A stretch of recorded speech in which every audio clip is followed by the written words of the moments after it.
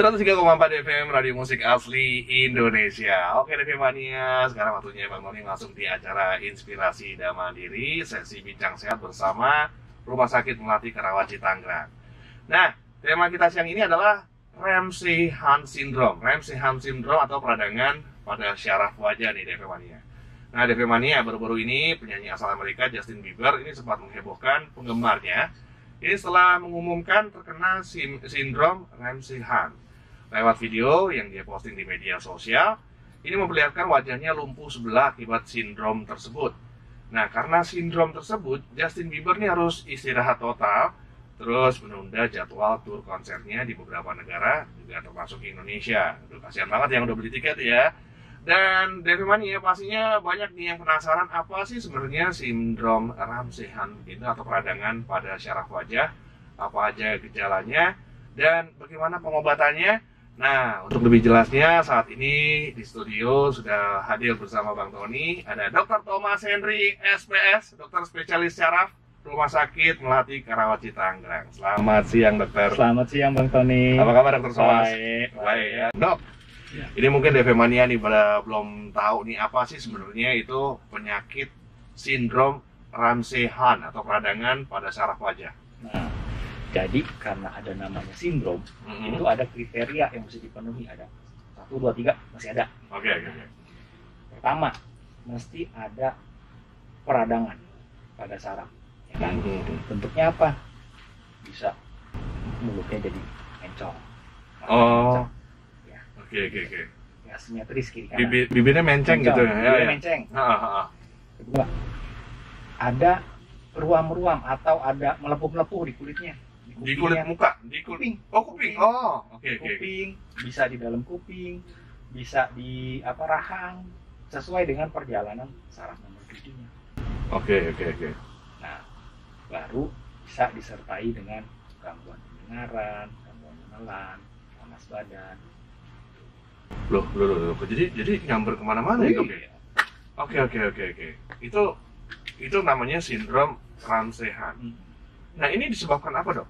Nah, kalau saya bilang sih ini urusan yang belum selesai, Bang. Oke, urusan yang belum selesai artinya jadi bagaimana, dok? Nah, artinya pertama kali ada serangan cacar air. Serangan cacar air? Cacar air dulu. Orang ini atau penderita ini kena cacar air. Baik itu yang sampai sebadan-badan atau cuman penampakannya sedikit. Tapi dia kumannya atau virusnya tidak mati sepenuhnya. Jadi masih ngumpet. Oke, itu disebabkan berarti nggak sembuh total? Nggak sembuh total, makanya saya bilang urusan belum selesai. Oke, jadi hati-hati nih DP Mania. Saat ini mungkin yang punya anak mungkin ya, saat ini belum kena cacar air. Kalau bisa kena cacar air harus dipastikan sekali tuh. Sampai sembuh. Yang namanya cacar air sampai sembuh tuh apa sih, dok? Bagaimana sih? Ya, paling gampang sih nanti, misalnya kasih antivirus, kita minumnya sampai selesai. Dokternya bilang 5 hari, ya kita minum 5 hari. Oh. Jangan 3 hari minum, udah bagus nih. Udah hilang nih? Udah hilang. Udah nggak usah diterusin dokternya kan bisa begitu, dok? Iya benar ada lagi gitu. Oh tuh, DP Mania. Kalau misalnya ada anak kena cacar air, kalau dokter bilang ini harus habis obatnya, ya harus habis gitu. Karena bukan apa-apa tadi seperti dokter Thomas bilang, kalau obatnya nggak dihabisin artinya masih ada virus yang belum mati dan ngumpet. Belum selesai. Ya, ngumpetnya di mana, dok? Nah, di saraf. Biasanya dia senangnya ngumpetnya di ganglion atau di kita bilang mah inilah halte-haltenya saraf. Jadi kayak ada saraf itu kan ngumpul di satu tempat ya, baru dia bercabang. Nah, dia ngumpetnya di situ. Oke. Pas dia ngumpet, kitanya mau baik-baik aja. Oke. Sampai suatu saat kondisi badan kita nggak bagus atau kita memang daya tahan tubuhnya lagi turun, dia nyerang lagi, turun melalui jalur saraf. Salah satunya munculnya ini Ramsay-Hunt lewat saraf muka gitu. Saraf muka yang kena. Jangka waktu antara dia mulai ngumpet gitu sampai akhirnya dia narsis memperlihatkan diri gitu dengan cara keluar lewat sindrom Ramsay-Hunt itu tadi, itu berapa lama, dok? Nggak ada waktu. Nggak ada kepastian. Nggak ada kepastian kapan aja kita lemah dia keluar. 10 tahun, 5 tahun? Bisa. Oh bisa ya?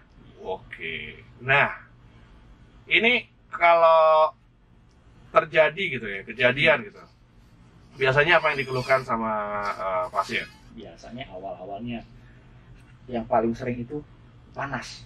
Oh, demam dulu gejala? Apa bukan? Bukan, panas pada jalur sarafnya, misalkan dari kuping, di dalam telinga, atau sesuai dengan penjalaran saraf nomor 7-nya di wajah, ya, 2/3 kecap depan, rasa panas. Disertai timbul deh tuh, muncul melepuh-melepuh, persis seperti cacar air. Mulai muncul. Oke. Disertai juga karena dia sarafnya itu kan dekatan ya, bisa juga disertai dengan akhirnya telinganya mulai berdenging, mulai pusing. Oke. Terus? Ya, mulai ada yang disertai juga dengan apa? Karena dia 2/3 depan juga bisa makannya rasanya kok ada berubah, ya.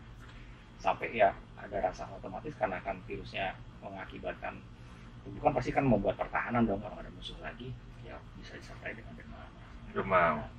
Nah, masalah yang tadi menceng-menceng tadi itu kapan keluarnya? Itu juga bisa keluar bersamaan ketika saraf 7-nya kena. Kan jadi wajah itu kan ada sarafnya dan ada nomornya. Oke. Kalau saraf nomor 7 ya ada nomornya, ada 12 pasang. Nah, yang saraf nomor 7 itu bertugas ya untuk mengatur pergerakan otot wajah. Nah, begitu saraf 7-nya ya kena, pasti dia turun lagi tuh dari haltenya, muncul mencong. Permanen nggak sih, Dok? Nah, itu tergantung. Ngeri juga ya? Tergantung gini, maksudnya gini. Pertama, semakin cepat kita deteksi, semakin cepat kita obati, dan istilahnya makin dini lah. Sedini mungkin dan sebelum sampai berat ya.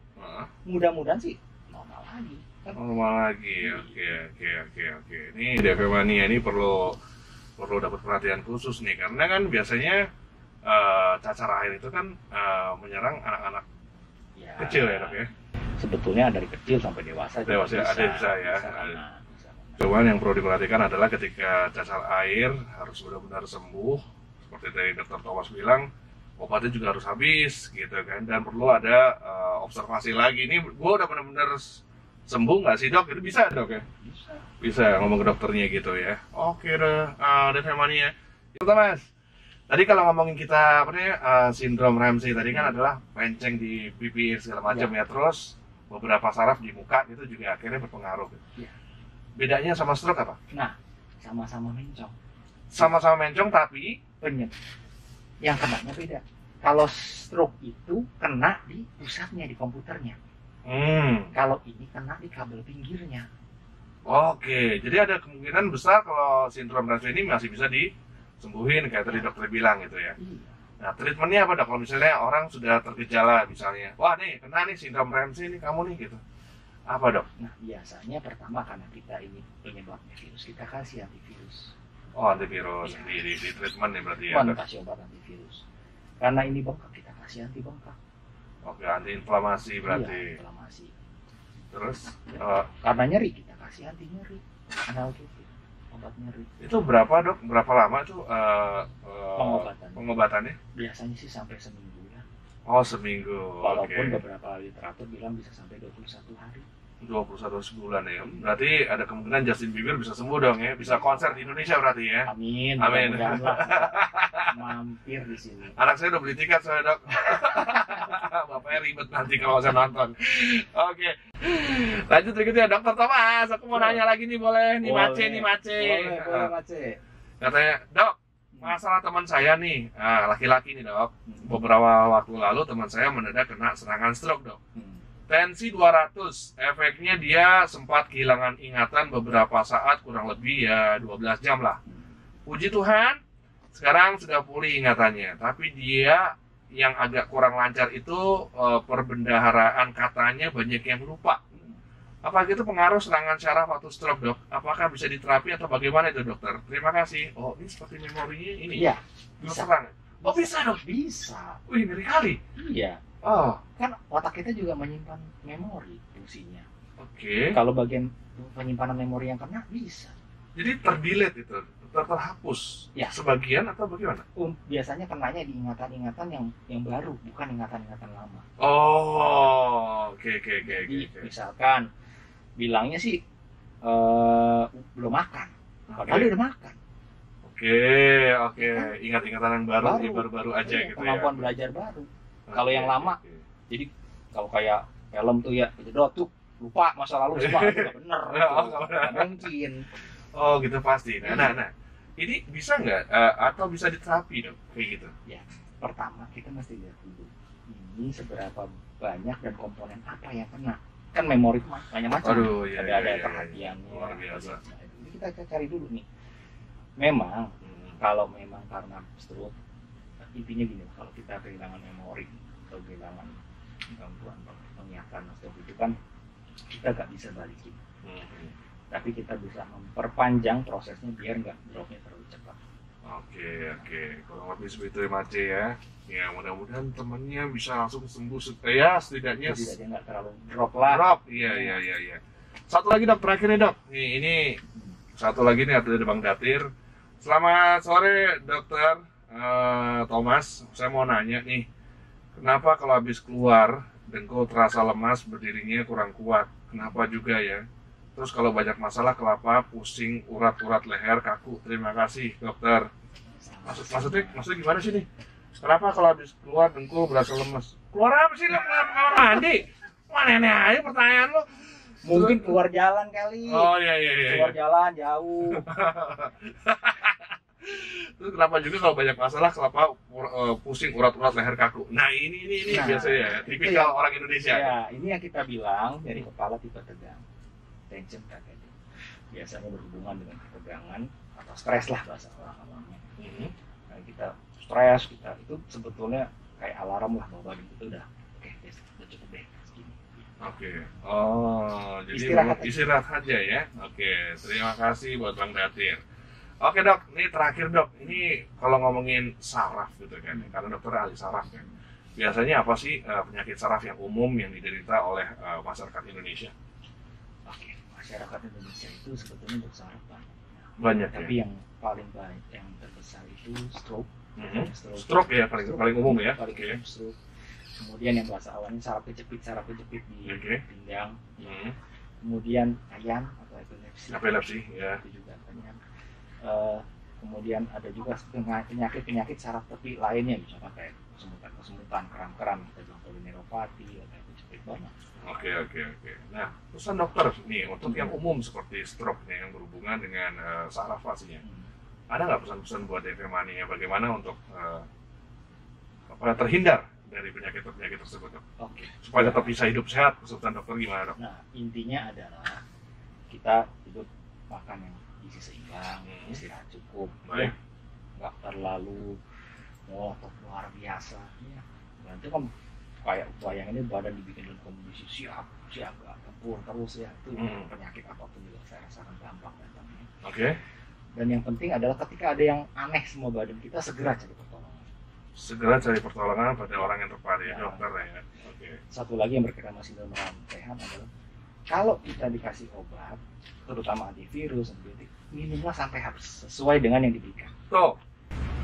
Antivirus misalnya, terus misalnya juga apa sih antibiotik gitu kan, harus tuntas habisnya ya DV Mania. Kalau misalnya ada obat-obatan semacam itu jangan sampai nggak tuntas, karena seperti tadi dokter bilang kayak misalnya tadi penyakit cacar sampai nggak tuntas karena obatnya nggak dihabisin, akhirnya virus ini mengendap di dalam tubuh dan sewaktu-waktu akan keluar dan akhirnya mengakibatkan yang namanya sindrom Ramsehan. Ya akhirnya tadi mukanya penceng, kan nggak enak, udah kece penceng gara-gara Ramsehan gitu. Walaupun bisa disembuhkan, tapi ada baiknya kita mencegah ya dok ya.